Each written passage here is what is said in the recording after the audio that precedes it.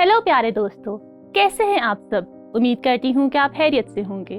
मैं हूँ आपकी होस्ट ईरज और मैं लाई हूँ आपके लिए एक मजेदार सी कहानी। ये कहानी है आकाश के बारे में। आकाश तीसरी जमात में था।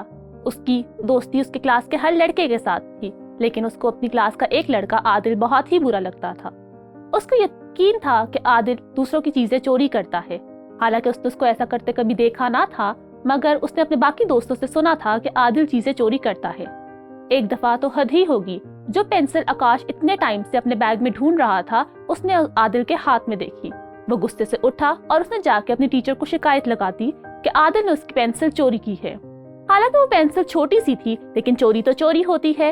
उसकी टीचर ने उसको समझाया कि आकाश, हो सकता है कि आदिल तुमसे कुछ मुख्तलिफ हो, लेकिन खुदा आदिल से भी उतनी ही मोहब्बत करता है जितनी तुमसे करता है। और आदिल के वालिदैन इतने अमीर नहीं हैं।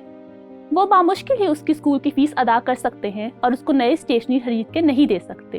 अब टीचर ने उससे पूछा कि आकाश, तुम क्या करना चाहोगे? क्या तुम आदिल से नफरत करोगे या तुम उससे दोस्ती करके उसकी मदद करोगे ताकि वो अपनी इस बुराई पर काबू पा सके?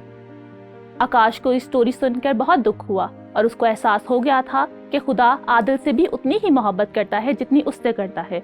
तो उसने आदिल से दोस्ती कर ली और कुछ ही अरसे में वो बेस्ट फ्रेंड्स बन गए।